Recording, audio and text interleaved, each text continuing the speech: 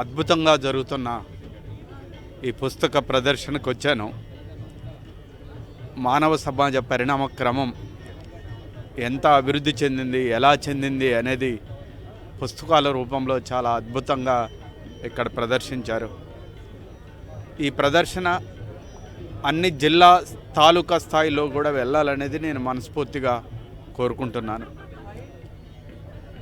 సమాజం ఎంత అభివృద్ధి చెందాలనో డిజిటల్గా, పారిశ్రామికంగా అంతా అభివృద్ధి చెందింది. ఇంకా అభివృద్ధి చెందటానికి ఏమీ లేదు అక్కడ. కాబట్టి అనివార్యంగా ప్రకృతిని కాపాడాలి, మనుషుల్ని కాపాడాలి, మనిషి యొక్క పరిణామ క్రమాన్ని కాపాడాలి, ఈ సంస్కృతిని కాపాడుకోవాలి, గత చరిత్రను కాపాడుకోవాలనేది ఏదైతుందో ఈ పుస్తక ప్రదర్శనలో మనకు చాలా స్పష్టంగా కనపడుతుంది. మానవ వికాసం, మానవ పరిణామ క్రమాన్ని ఒక తరం నుంచి ఇంకో తరం అందించాలంటే డిజిటల్ ద్వారా కాదు, అది పుస్తకం ద్వారానే అవుతుంది. పుస్తకం ఎంత గొప్పదంటే, నా డాక్టర్ క్యాన్సర్ తోటి బాధపడుతుంటే 2 నెలల 15 రోజుల కంటే బతకమని చెప్పాడు.